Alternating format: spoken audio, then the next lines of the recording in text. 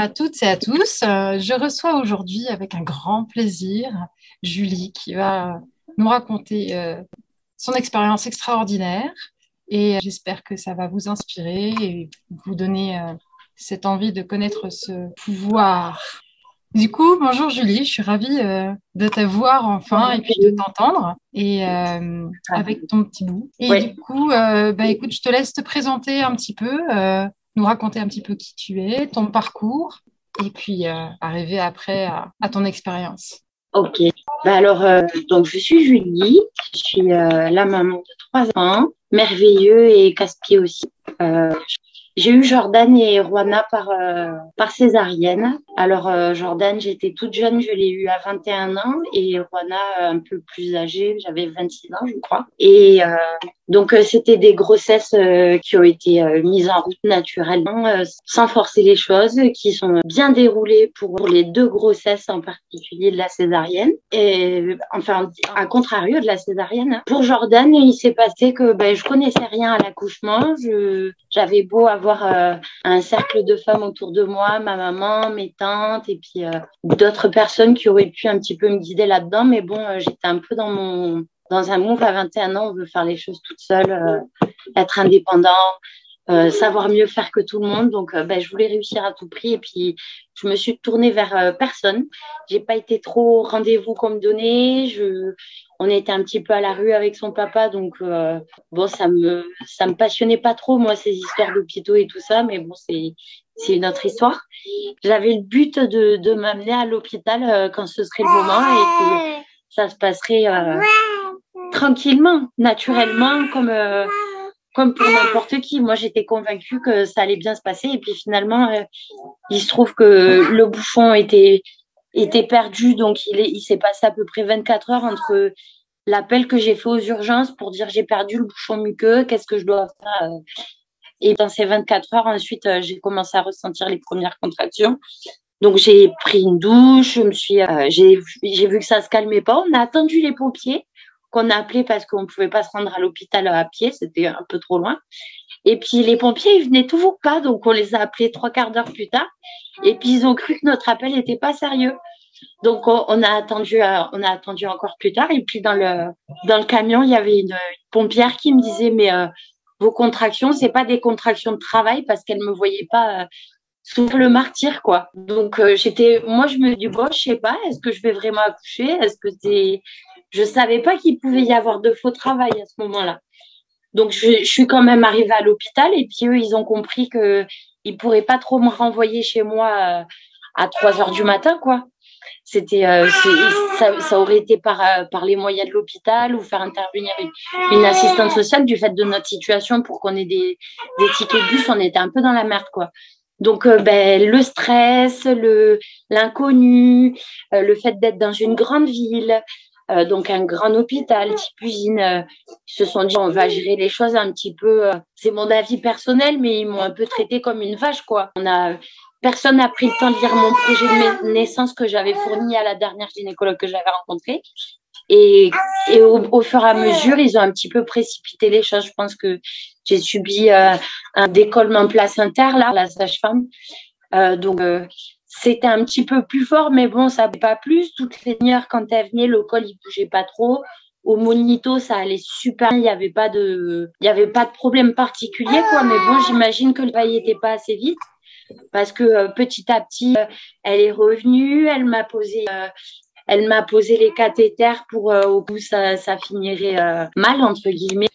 Et puis ça avançait pas, donc elle m'a percé la poche des os. De là, elle m'a dit les os sont pleines de méconium, il va falloir que ça accélère très vite parce que sinon on sera obligé d'aller en césarienne. Alors bien sûr, j'ai pas pu voir. Je lui ai demandé de voir et elle n'a pas voulu me montrer. J'ai mis un doute dessus encore. Ça a été une césarienne compliquée à subir, compliquée à accepter. Une fois qu'on est parti, je me suis retrouvée. Je crois que la péridurale faisait pas correctement puisque j'ai cru sentir les coups de cutter, quoi.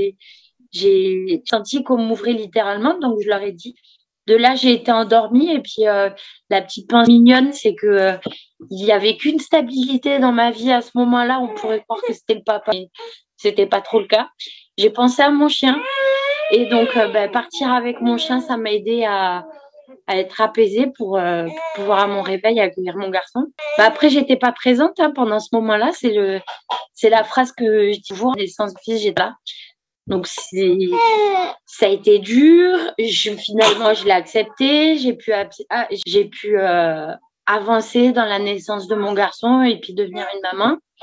Après, il y a une autre histoire qui nous lie, mais elle a rien à voir avec les naissances. Donc, on est arrivé à Roanna, qui est la fille d'une seconde union.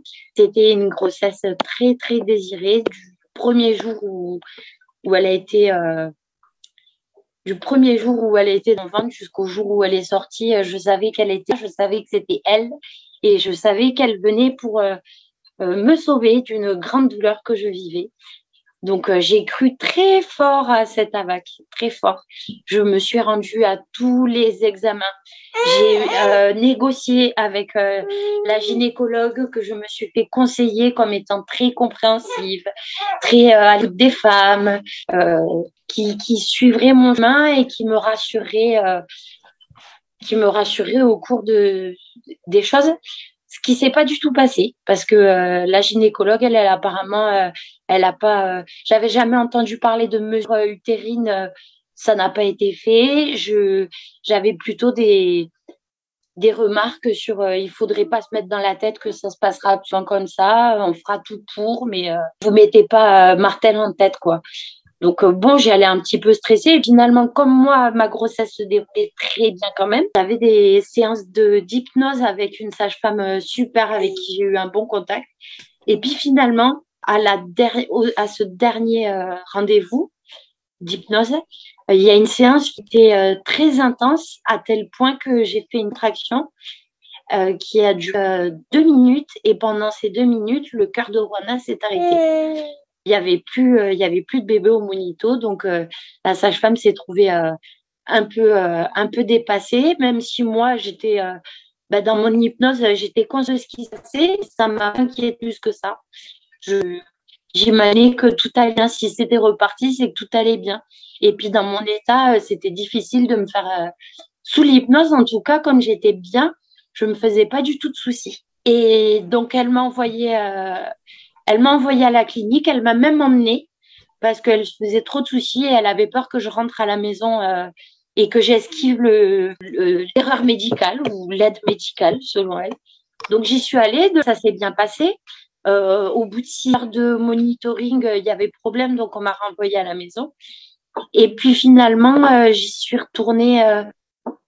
Je sais plus si je suis retournée à la maison. Je sais plus du tout. Je crois que j'y suis restée en fait. C'est assez fou parce que les conditions qui pour moi sont pas acceptables mentalement, elles ont été, je pense, occulter une partie de ce qui s'est passé, quoi. Il me semble que j'y suis restée et puis les choses évoluaient pas du tout, sauf le monitoring qui restait correct. Et donc j'avais pas de col qui bougeait et dans la nuit, voilà. Dans la nuit, je me suis réveillée vers 4 du matin parce que les contractions, elles étaient horribles. Tout aux 2-3 minutes et j'ai été prendre une douche. La douche qui a un peu calmé les contractions, mais j'ai quand même appelé au truc là, au bouton d'appel. Elles sont venues chercher, elles m'ont dit qu'elles allaient m'installer en salle de travail et puis les contractions, elles s'étaient ralenties. Donc là, pour le coup, c'était peut-être un faux travail. Mais finalement, comme j'avais bipé et que j'étais installée, c'était, j'imagine, trop tard pour reculer. On était encore une fois sur un autre grand hôpital d'une autre grande ville. Et puis, le fait d'avoir déjà eu une césarienne aussi les inquiétait. L'histoire du cœur qui s'était arrêté la veille pendant l'hypnose, quoi. Tout ça, c'était des facteurs assez inquiétants pour eux. Et puis voilà, un tabagisme un peu haut, du coup, qui les mettait dans l'incertitude d'une vie à naître.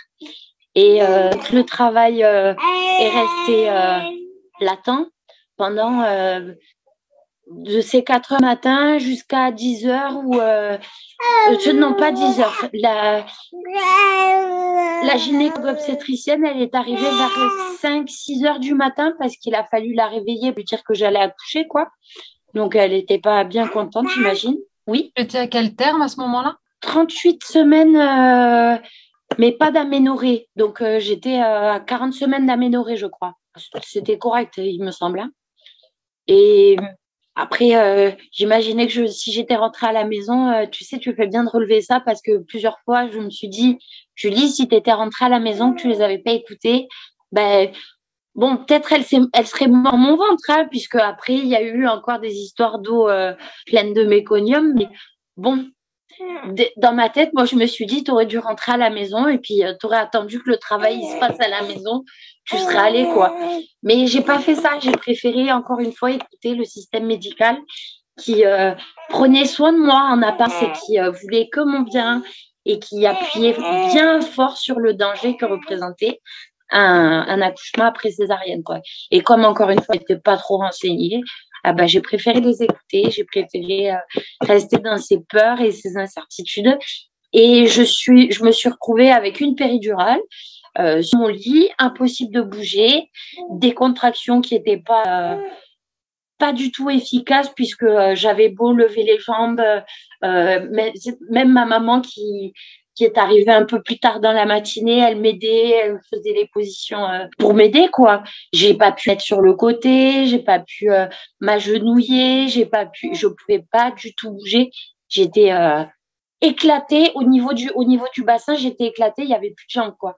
Donc ça a continué et puis la gynécologue elle passait toutes les heures jusqu'à 14 heures où elle m'a dit là écoutez après avoir percé les os, après avoir le travail selon elle avait été fait pour éviter la césarienne. Hein. Et puis à 14 heures elle est arrivée pour me dire là on part en césarienne. En plus le cœur de votre bébé il est pas bien et tout ça mais bon voilà quoi il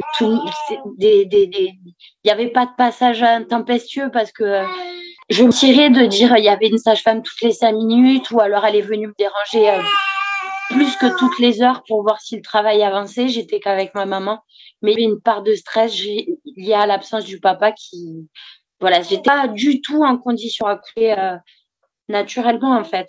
Donc on est parti à la césarienne après une dispute au téléphone avec le papa qui lui voulait pas et puis finalement je lui ai dit c'est comme ça. Au final c'était moi qui a été cette césarienne alors que on avait convenu tous les deux que même s'il n'était pas là je dirais pas quoi. Donc j'ai eu plus peur pour mon bébé que pour le reste donc je suis partie. J'ai encore pris le coup de cutter mais comme je voulais être là cette fois-ci à la naissance j'ai serré les dents, ma maman était là, donc on a beaucoup prié.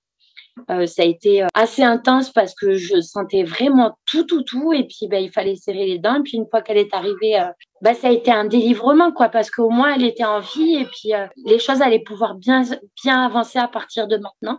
Je pense que je vais le rajouter parce que c'est important pour l'histoire d'expliquer pourquoi j'étais aussi pleine de stress. Mon garçon, il a été placé pendant 6 ans, donc le fait que Juana elle naisse dans ces conditions de placement, ça a rajouté à l'inquiétude de pas accoucher correctement parce que si je prenais danger pour mon enfant, on aurait pu aussi me l'apprendre à cause de mes idées qui sont très bien vues des services sociaux. Et donc elle était là, elle était en vie. L'allaitement s'est très bien déroulé. Je me souviens de la première ou la deuxième nuit où elle a rentré jusqu'au sein pendant que je dormais je me suis sentie réveillée par la connexion quoi c'était très beau donc j'ai quand même voilà les jours en maternité se sont bien passés, ma maman était là, ça a été agréable, ça a été agréable par rapport à ce que ça aurait dû être si j'étais restée dans mon mental d'échec. Et je suis rentrée à la maison, on est resté une semaine encore en famille pour que j'atterrisse et puis je me suis retrouvée toute seule, confrontée à cet échec qui était le deuxième, cette cicatrice qui était cette fois avec... je sais que la première c'était des agrafes pour Jordan, j'ai demandé qu'on me les retire très tôt mais j'avais pas fait autant d'histoires parce que le fait d'être encore à la rue, il fallait pas. On a eu des aides et des appartements et pas pour Jordan, mais je vais pas m'attarder sur cette histoire de césarienne qui pouvait me troubler. Donc pour Juana, ça a été encore plus fort parce que j'ai senti la différence entre les agrafes, entre les fils, entre le fait d'être toute seule pour me réveiller la nuit et d'aller avec des petits pieds qui grattaient la cicatrice. Donc ça a duré pendant 4 mois, et pendant 4 mois, chaque qui grattait, ça rappelait le moment insupportable de l'échec. Il a fallu avancer par-dessus, faire comme si j'oubliais, mettre un voile et puis me dire un jour ce sera réglé. Un jour, j'aurai d'autres enfants, je serai préparée à ça. Ça avancera, que ça rate ou que ça rate pas, je trouverai le bon médecin qui m'aura permis de faire les choses jusqu'au bout. Donc, il s'est passé quasiment 3 ans. Et Je voulais juste te demander, tu as eu des césariennes à vif? je dirais pas que c'était à vif, puisqu'on m'avait posé les péridurales. Et j'ai senti chaque découpe, quoi. D'accord. Chaque découpe, le moment où on découpe le bide ou au moment où il découpe les abdos, c'était la première, comme je t'ai dit, j'ai senti le premier coup de cutter et puis je l'ai dit, donc ils m'ont endormi de suite, sans me dire est-ce qu'on augmente le truc ou pas, est-ce que vous allez rien sentir ou pas. Ça n'a pas marché dès le premier coup de cutter, ils m'ont endormi. Et pour Juana, ça a été, j'ai dit je sens. Elle a appuyé sur ce qu'ils disent, le truc de la péridurale. Là, elle a appuyé. Je sentais quand même, mais je voulais pas, quoi. Je voulais pas ne pas être là parce que c'était impossible que je revive la rencontre que j'avais vécue avec mon garçon. C'était tellement vaporeux, tellement nuageux que je voulais pas avoir ce souvenir. Et finalement, je me rappelais mieux de la rencontre avec mon fils que c'est avec ma fille. C'est particulier, hein. J'ai un peu tout mélangé et puis les choses, elles sont pas encore totalement pareilles, mais ça va avancer, quoi. Et oui, j'ai oublié de préciser parce que tu me dis j'ai tout senti. Le pire, ça a été la révision utérine, quoi. Je crois que je sais pas. J'ai vraiment eu l'impression qu'elle passait tout son bras dans mon ventre et qu'elle remontait presque jusqu'au poumon. C'était assez, ça, c'était presque le plus violent, en fait. Je me cambrais un peu comme dans les films de l'exorciste et tout ça. Là, j'avais l'impression d'être comme possédée parce que ce qu'elle me faisait, c'était horrible. Mais bon, voilà, ces choses-là, on n'a pas à s'en satisfaire finalement. Mes enfants, ils sont là, quoi. C'est passé. Et ça, en tout cas, je sais que c'est quelque chose que je devrais ne plus avoir à vivre. Donc, ça va être passé comme d'autres choses.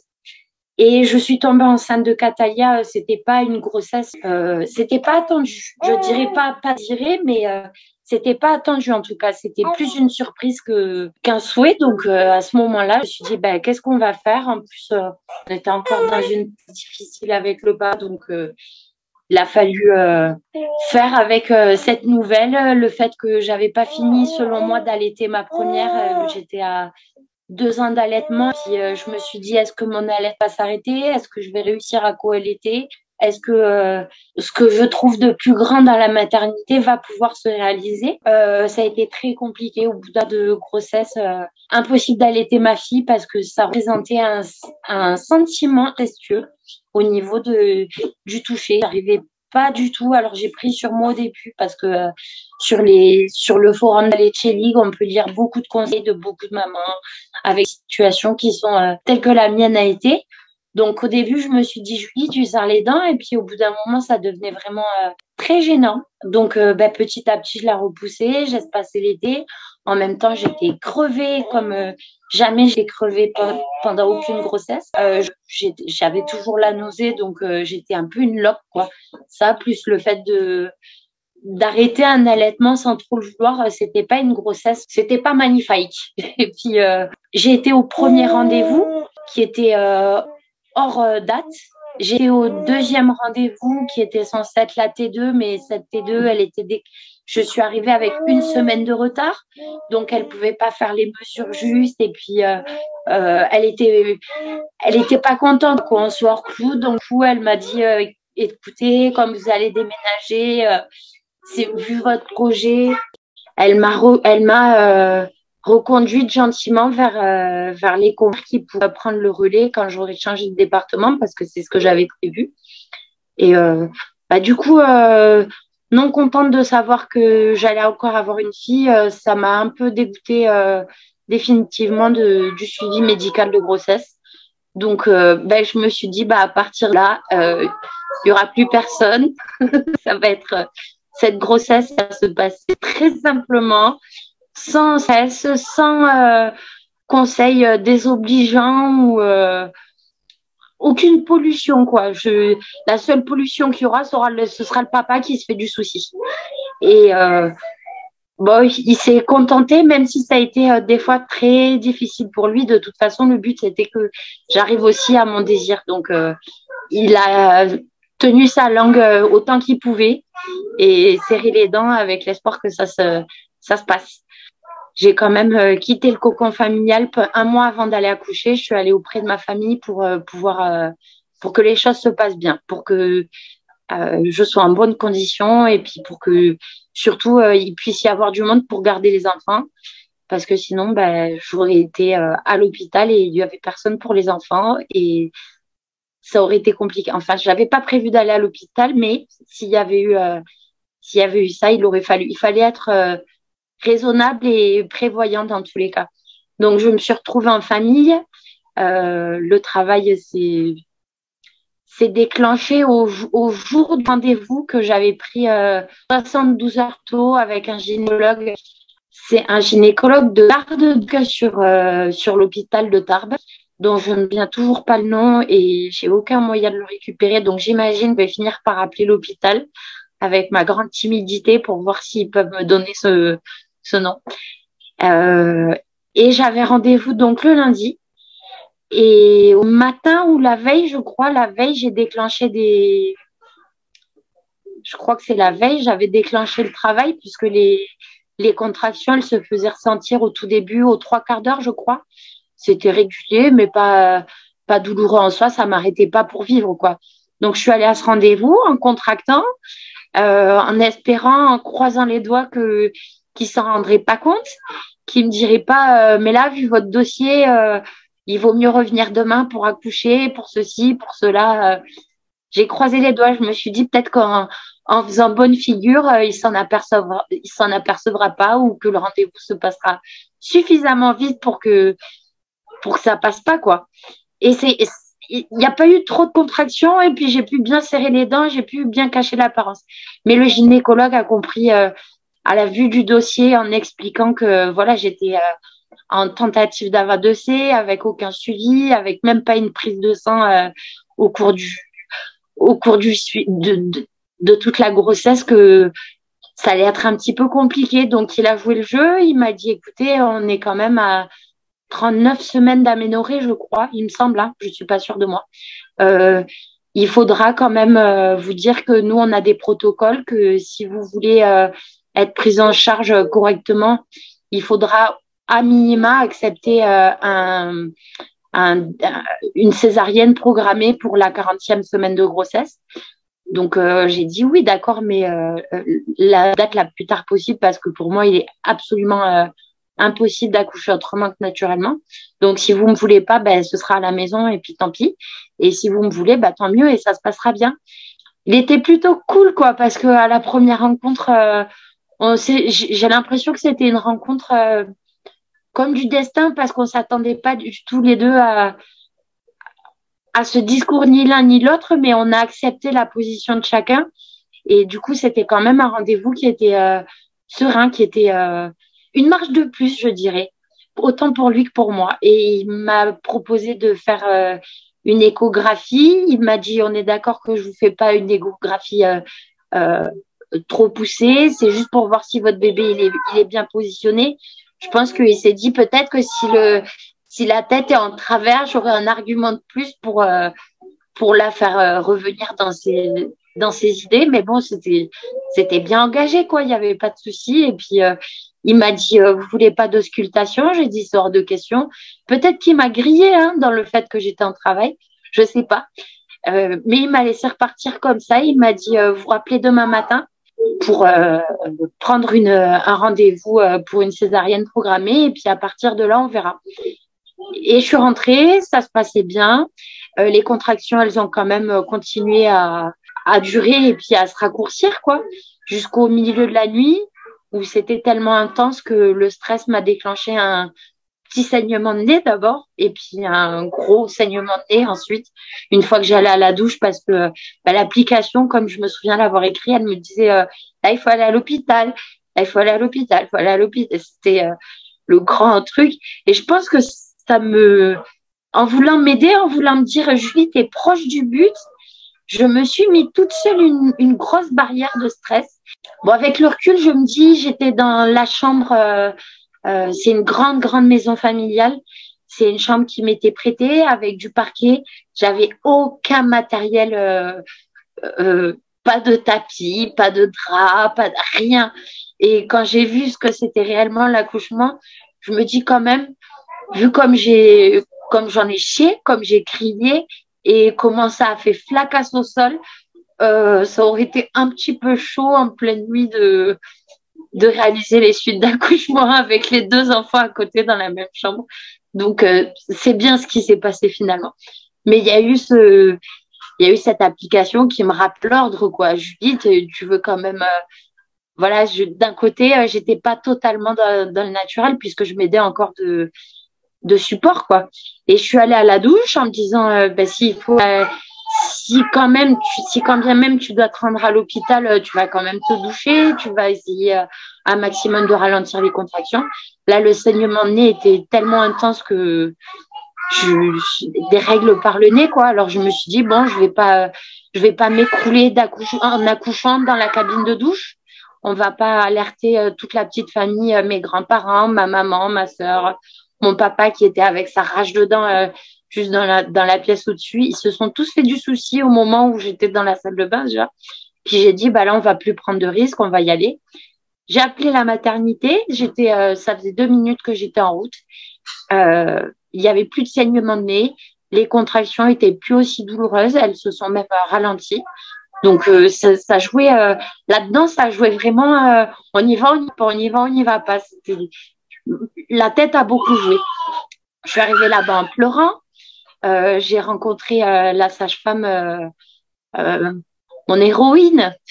Puis, mais bon, tu sais, avec tout ce qu'on a lu sur les groupes et tout ça, je me suis aperçue que elle a fait que son travail, elle a fait que respecter un protocole et puis elle a surtout sauvé sa position. Donc des fois, j'ai du mal à encore accepter d'avoir réussi, même si parce qu'il y a des tas de trucs que je vais réussir qui n'ont pas été réussis, quoi. Mais je me dis un jour il y aura une quatrième, un jour on sera dans le le parfait, si c'est possible. Et donc au départ je voulais pas de toucher vaginal, je voulais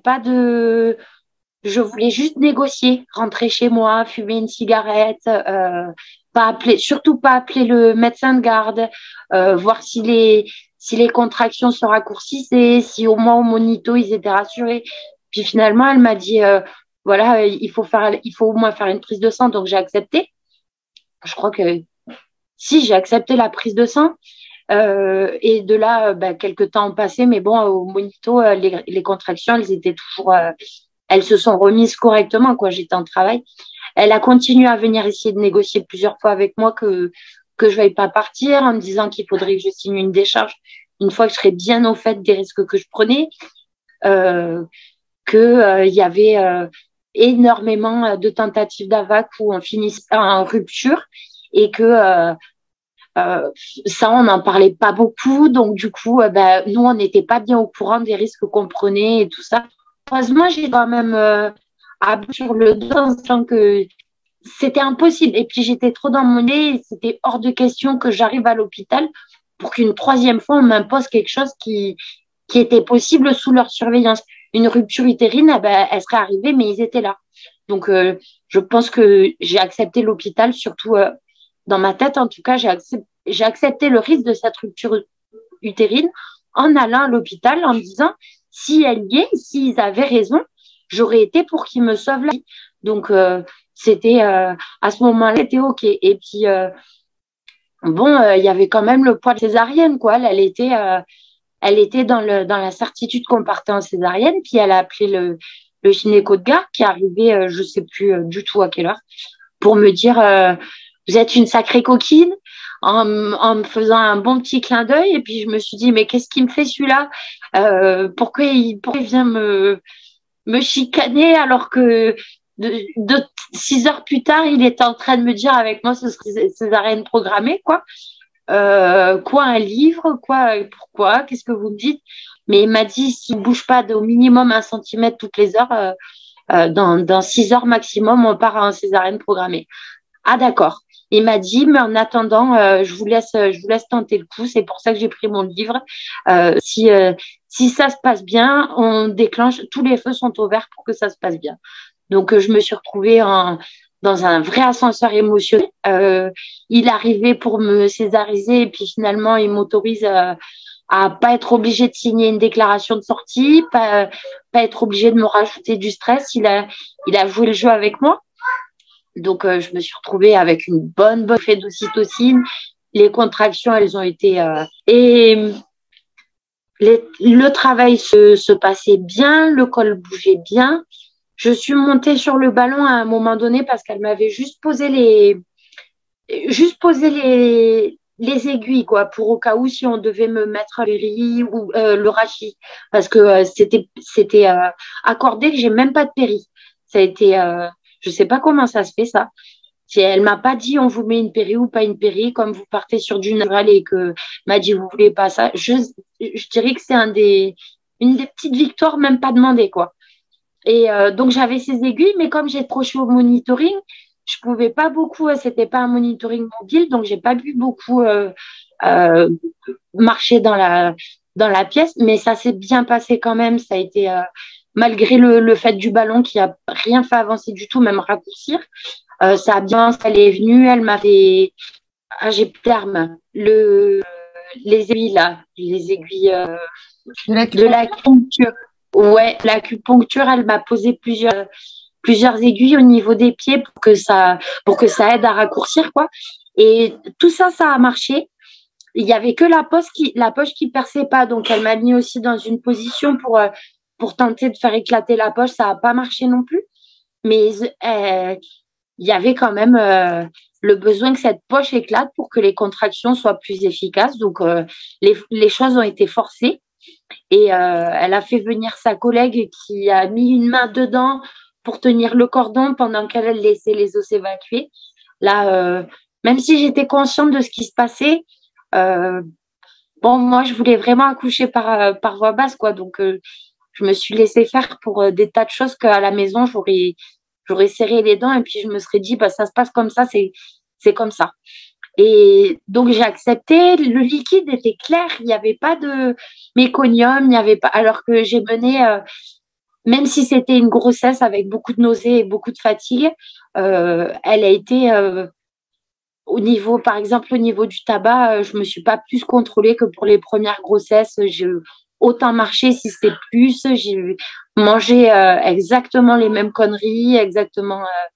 Donc, dans ma tête, je me suis dit, bon, ben, cette histoire d'eau claire à côté de ces deux autres histoires d'eau usée, on dira, il y a quelque chose de louche, il y a quelque chose qui est en train de me convaincre que j'avais raison, j'aurais pas dû subir ça.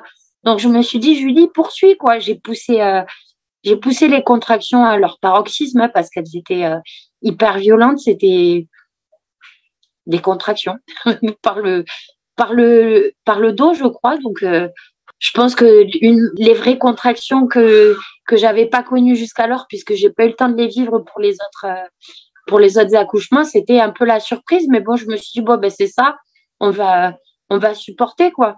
Ils m'ont un peu laissé faire du masque de gaz hilarant et puis je me suis dit non, c'est quand même un petit peu trop, quoi. Je me sentais partir, je me suis dit c'est un peu trop spécial, j'ai pas envie de vivre les choses comme ça, donc j'ai reposé le truc et puis je me suis dit on va faire ça, quoi.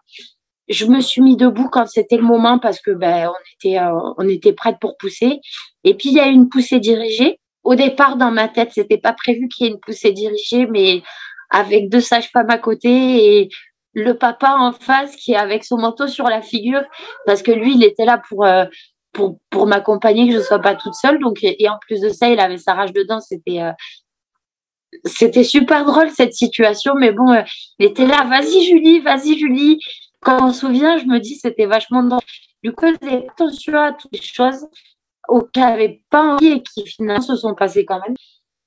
Et donc cette poussée dirigée jusqu'à ce qu'on arrive au fameux cercle de feu où là j'ai dit j'arrête, c'est fini, on arrête ça. Je me souviens de cette phrase. Et puis bah non, il faut pas. Ils m'ont répondu qu'il fallait pas s'arrêter, que c'était le dernier moment, que j'avais plus qu'à sentir il fallait que je touche la tête et ça allait me conforter, quoi. Bon, j'ai touché du bout des doigts parce que bah, à ce moment-là, dans ma tête, c'était dégueulasse.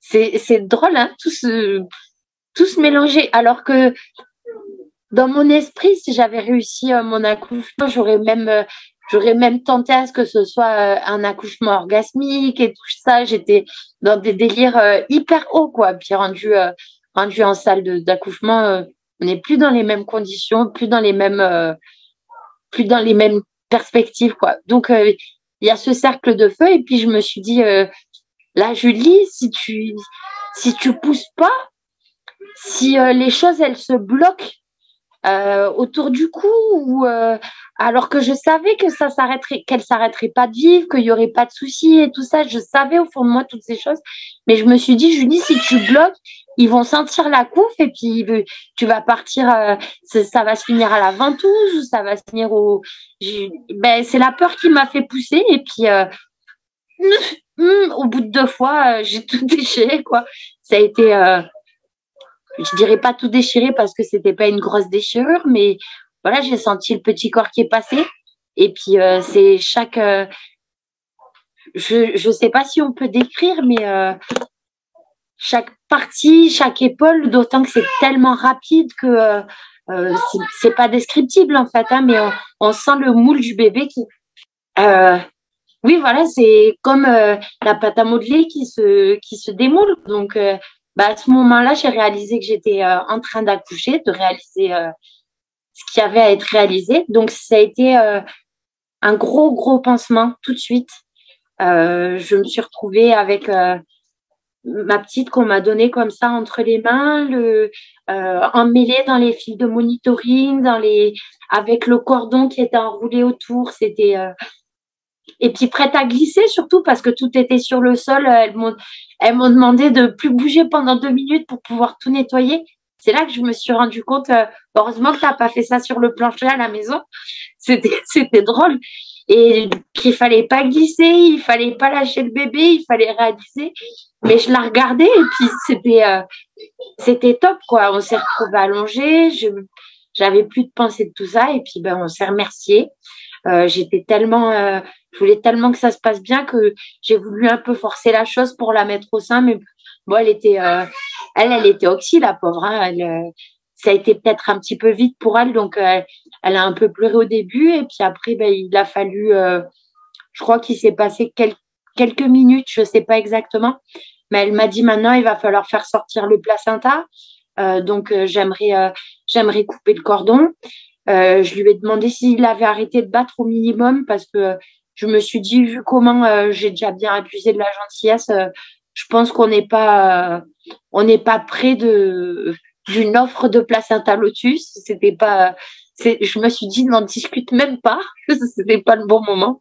Donc oui, est-ce qu'il a arrêté de battre au minimum? Elle m'a montré, bon, c'était un petit peu gris, c'était un petit peu, je sais pas, moi à ce moment-là, c'est la première fois que je le vois réellement. Donc je me dis, bon, je vais essayer de lui faire confiance.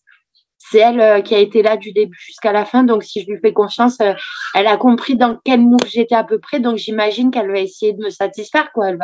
Elle va attendre. Et puis là, elle m'a fait la perte d'ocytocine pour évacuer le placenta.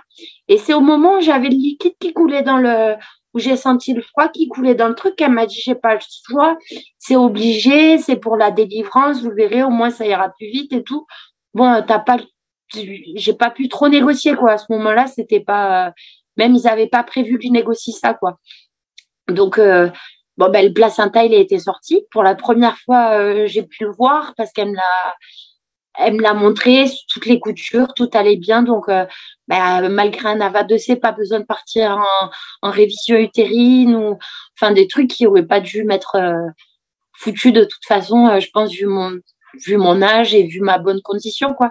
Mais il y a eu dans tout ce qui était difficile, il y a eu beaucoup de points qui m'ont permis de me dire j'ai quand même vécu un beau truc, j'ai quand même réalisé ce que je voulais réaliser. Donc, je suis reconnaissante d'avoir réussi. Et le placenta a été évacué, ils m'ont laissé encore quelques minutes. Et de là, elle m'a dit, bah, maintenant, il faut recoudre. Donc, l'autre sage-femme, elle va en profiter, elle va prendre votre petite pour aller la mettre en pyjama. Ok. D'accord, mais moi, j'ai pas trop envie d'être cousue. Est-ce que ça peut pas se faire naturellement?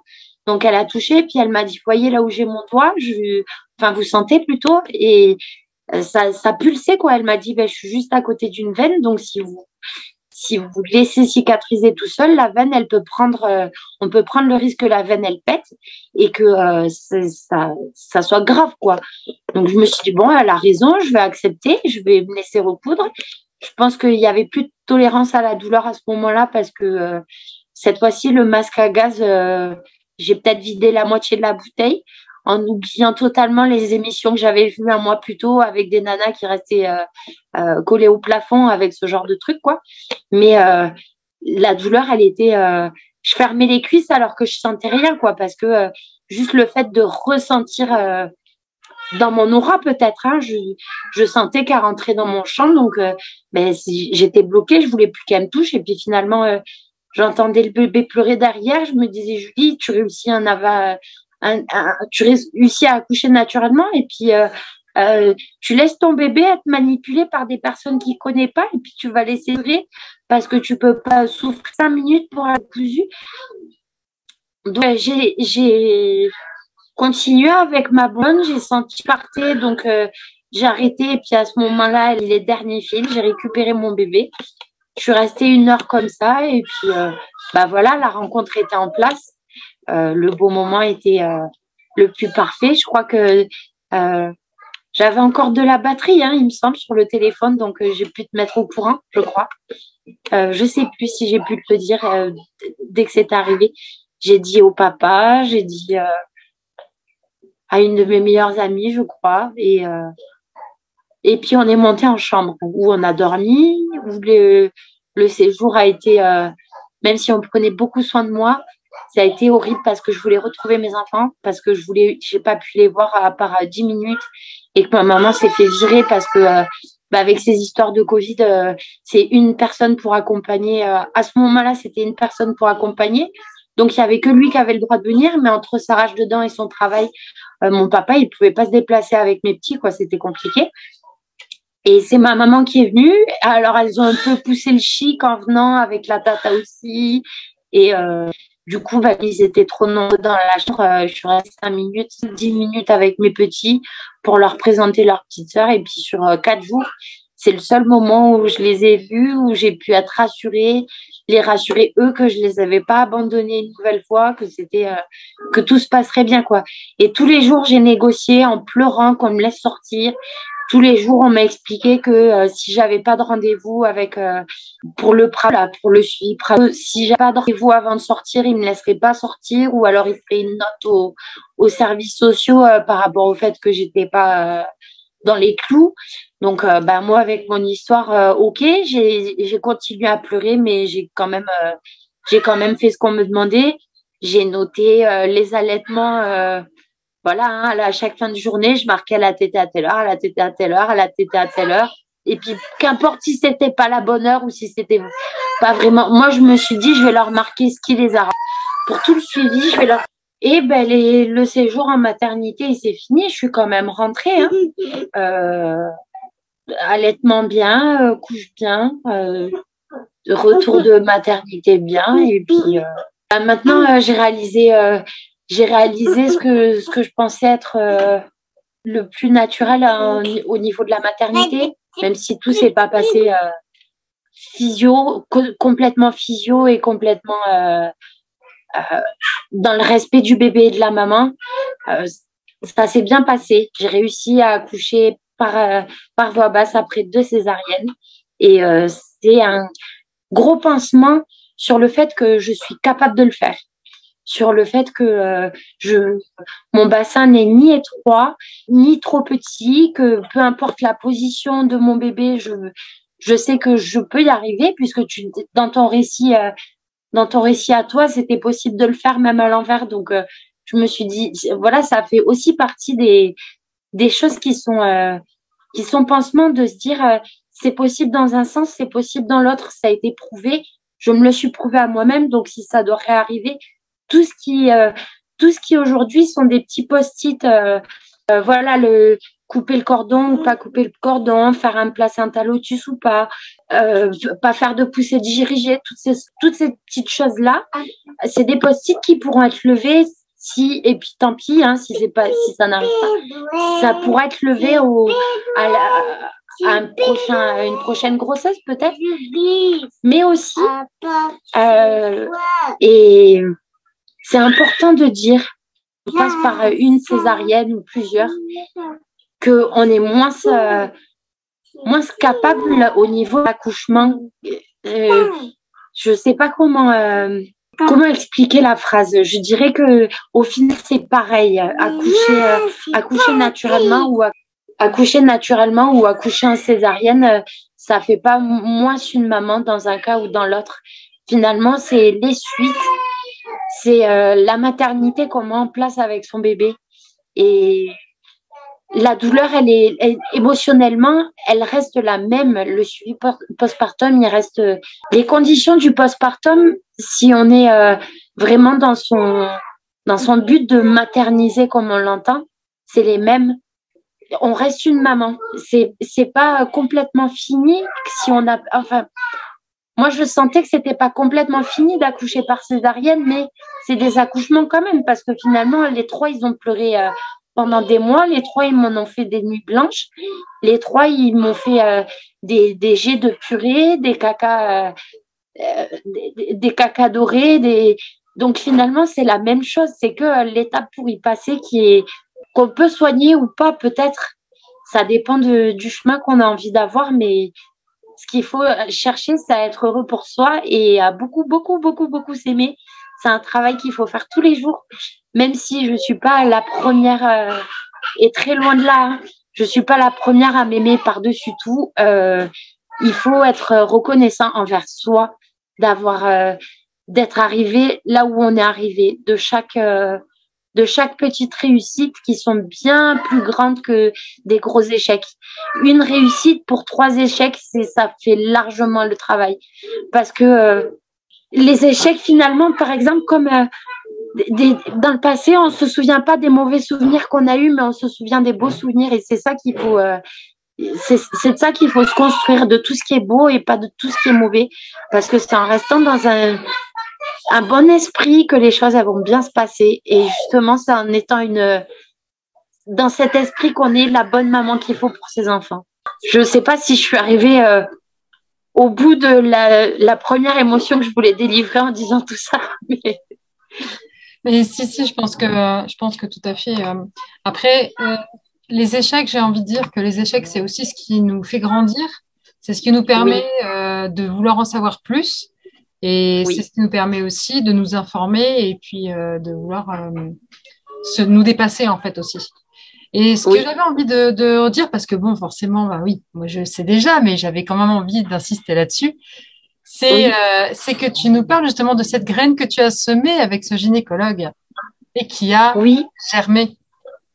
Oui, alors j'espère qu'il l'a reproduite. Il me semble bien qu'il t'avait dit quelque chose aussi après. Oui. Ce gynécologue, pendant le premier rendez-vous où j'espérais pas me faire griller, m'a dit, moi, j'ai jamais fait de tentative d'AVAC. Dans cet hôpital, on ne fait pas ça. C'est absolument pas le protocole. Donc, c'est pour ça qu'il me parlait d'une césarienne programmée.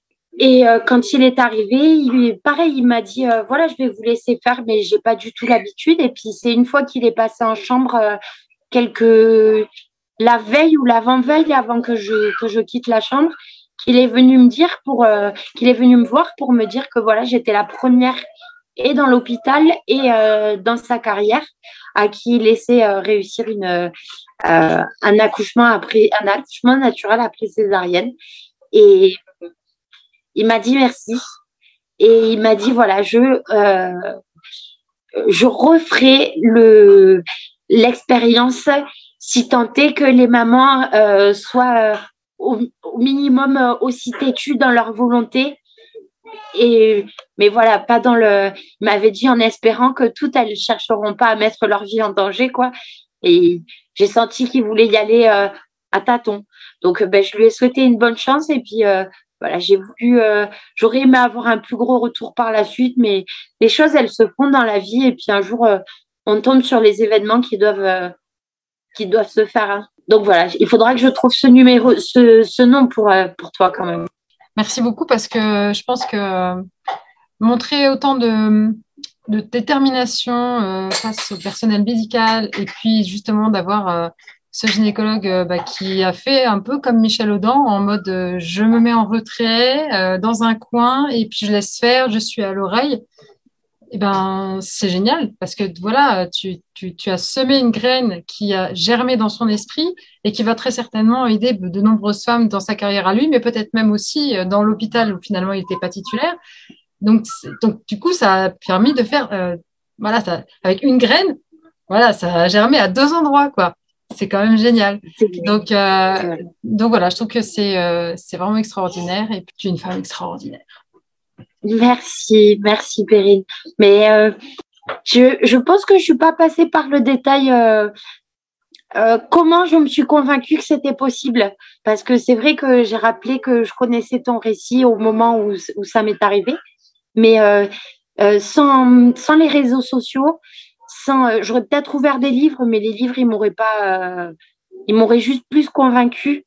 J'avais besoin de témoignages de femmes qui l'ont fait.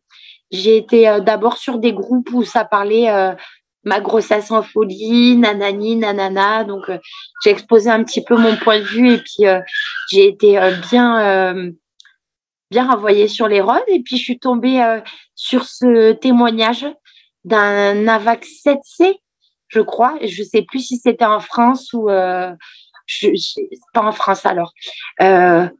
Où il y a eu le commentaire d'abord de Rebecca Bergeron. Et donc, quand je suis tombée par rapport aux articles qui sont proposés des fois dans le fil d'actualité, je pense que ça a été proposé les cookies, quoi, les sujets qu'on aime bien aborder là-dessus. Donc, je suis tombée sur ça je me suis dit, mais waouh, quoi, je tombe là-dessus alors que je trouve pas de groupe, comment je vais faire, quoi. Je me fais remballer de tous les côtés parce que j'essaye de défendre mon idée et puis ça a l'air d'être impossible. Même sur Google, tu trouves rien à rapport à propos de ça, quoi. Et donc, ok. Et donc, de Rebecca Bergeron, je suis arrivée à tomber sur tes commentaires à toi, avec ton profil, ton récit, et je me suis dit, ah ben, banco. Et les groupes où tu es administrative, où tu m'as accueilli comme personne n'aurait pu m'accueillir, qui m'ont fait. Je pense que cette première porte qui a été ouverte, ça a été un déblocage en moi qui m'a fait souffler ce soupir de gratitude qui te fait rentrer dans quelque chose où tu te dis j'ai réussi cette première étape, c'était de savoir que j'allais avoir des supports pour le faire. Et sans ton témoignage, sans celui des autres, sans d'avoir pu avoir accès au groupe et à ces pages-là, à ces articles-là. Donc, c'est très important ce que tu fais aujourd'hui, le travail que tu nous donnes. Si j'avais pas eu accès à ça, ben, je serais peut-être pas arrivée du tout à cette réussite. Donc, je veux aussi te remercier encore une fois parce que sans tout ça, j'y serais pas arrivée. Je suis sûre que j'y serais pas arrivée. Ça serait peut-être une 4e ou une 5e grossesse et puis avec encore plus de risques, des choses encore plus différentes. J'ai réussi quelque chose à l'aube de mes 30 ans grâce à d'autres femmes, grâce à d'autres récits, grâce à une puissance, des sororités qui sont... Je tiens à te remercier, toi et toutes les autres mamans qui ont participé à cette réussite. Parce que je crois que c'est ensemble euh, en se convainquant qu'on est des femmes et qu'on est toutes capables de le faire, puisque les femmes le font depuis la nuit des temps, qu'on pourra retrouver ce pouvoir. C'est grâce à des travails comme le tien que les femmes vont être convaincues qu'on n'a pas besoin, si c'est pas des grossesses difficiles, des grossesses entre guillemets malades, on n'a pas besoin de ces personnes-là. On n'a pas besoin d'être dirigé dans un rôle de mère. On n'a pas eu besoin d'eux pour les fabriquer. On n'a pas besoin d'eux quand on est bien avancé dans son allaitement, quand les choses se passent naturellement. Par exemple, pour ma part, l'allaitement chez moi, c'est quelque chose qui, bon, pour le premier, c'était les mêmes conditions, j'y connaissais rien, donc ça s'est vite coupé. Mais pour les secondes, c'était naturel, ça coulait de source. Donc, j'ai réussi aussi, grâce à ces allaitements, à me dire si tu es capable de faire ça sans aide, si on est capable de mener ces allaitements sans aide, ça veut bien dire qu'on est capable de faire plein d'autres choses au niveau de la maternité sans aide non plus. Et il faut retrouver ce pouvoir, il faut retrouver ça. Je dis pas que je veux que toutes les sages-femmes n'aient plus de travail ou que les maternités qui sauvent plein de bébés et plein de mamans soient fermées du jour au lendemain, hein. Mais il faudrait plutôt que l'accès en maternité il soit possible que dans des cas de grossesse particulière, quoi. Ça nous forcerait un petit peu à se réapproprier notre féminité et ce qu'il en coule de source quand on veut être maman. Je rêve du jour où ce que je fais ne servira plus à rien et où toutes les transmissions qui se faisaient avant se feront à nouveau et où tout ça ce sera inné et où on se posera plus la question en fait et qu'effectivement tout ce qui est maternité ce soit pour tout ce qui est vraiment pathologique ou alors vraiment pour les cas d'urgence vitale en fait. Mais bon. On a le temps, hein. Il faut encore beaucoup de... On est dans un système où le patriarcat fait encore très bonne figure. Le droit des femmes qu'on a eu que très tard et j'ai vu il n'y a pas très longtemps qu'on était soumise aux décisions de notre mari, même si on avait le droit de vote jusqu'à je sais plus quelle année, s'il voulait pas qu'on y aille, on n'y allait pas. Enfin, ces histoires de compte en banque qui appartenaient au mari, donc aujourd'hui, si le papa, lui, il avait décidé que j'accoucherais à l'hôpital par césarienne, ben, ça aurait été sûrement pas le mien. Donc, il faut que le féminisme, mais le vrai féminisme progresse, dans le sens que pour moi, être féministe, c'est pas le vrai féminisme. Pour moi, c'est de pas écraser le papa et de lui laisser sa place pour qu'il retrouve son rôle de protecteur et de père, de celui qui est capable de laisser la maman se dépasser un petit peu dans ses craintes aussi, mais qui la protège et enfin, pas la protéger de tout, quoi, parce qu'on est capable de se défendre aussi de tas de choses, mais plutôt qui sache mettre des barrières au moment où même lui, il ferait pas les choses comme ça. Voilà, un équilibre. Pour moi, le féminisme, c'est de l'équilibre et sans ça, on n'arrivera pas à retrouver notre pouvoir de femme. J'espère que ton travail et que le travail de toutes les femmes qui lèvent le poing et qui lèvent les t-shirts va fonctionner, bien fonctionner, parce qu'on a besoin de ça pour retrouver un amour équilibré. Je te remercie encore infiniment pour ton témoignage qui est très fort et très puissant. Et puis, je pense qu'il va inspirer beaucoup de femmes. J'espère. Moi, je suis désolée que ça ait l'air un petit peu brouillon, que ce soit comme un torrent d'informations, mais j'imagine que ce sera écouté avec la même émotion que j'ai pu vouloir donner, quoi. Et c'est ce que je souhaite aussi de toute façon dans ce que je fais, c'est que les émotions soient là et j'ai pas envie de retravailler Non, j'ai pas envie d'organiser les choses, enfin comme par rapport au livre avec tous les témoignages que je reçois, pour moi c'est hors de question de retravailler. J'enlève juste éventuellement des fautes de frappe ou des fautes d'orthographe, mais ouais. Tout reste. Je veux que l'âme de la personne, je veux que les émotions de la personne, que tout soit vécu comme ça. Et donc il n'y a pas de souci, c'est ok, c'est génial justement.